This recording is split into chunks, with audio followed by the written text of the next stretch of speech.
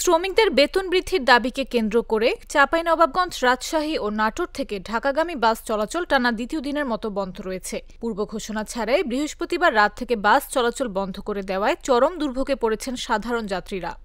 শনিবার সকালে রাজশাহীর শিরুইল বাসস্ট্যান্ডে এসে যাত্রীদের হতাশ হয়ে ফিরে যেতে দেখা গেছে। যাত্রীরা অভিযোগ করেন, অগ্রিম টিকিট কেটে রাখলেও টাকা ফেরত দেয়া হচ্ছে না। পরিবহন কর্মকর্তাদের সঙ্গে যোগাযোগের চেষ্টা করলেও কোনো সাড়া মেলেনি। আর বিকল্প ব্যবস্থা না থাকায় যাত্রীদের ভোগান্তি চরমে উঠেছে। তবে এই রুটে একতা ট্রান্সপোর্টের বাস স্বাভাবিকভাবেই চলাচল করছে।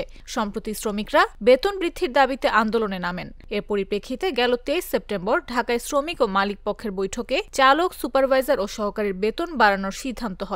আলোচনায় নির্ধারিত হয় চালকের বেতন ট্রিপ প্রতি ১,২৫০ টাকা থেকে বাড়িয়ে ১,৭৫০, সুপারভাইজারের ৫০০ থেকে ৭৫০ এবং সহকারী ৪০০ থেকে ৭০০ টাকা করা হবে শুক্রবার থেকেই। কিন্তু বাস্তবায়নের আগের রাতেই মালিকরা হঠাৎ করে বাস বন্ধ করে দেন।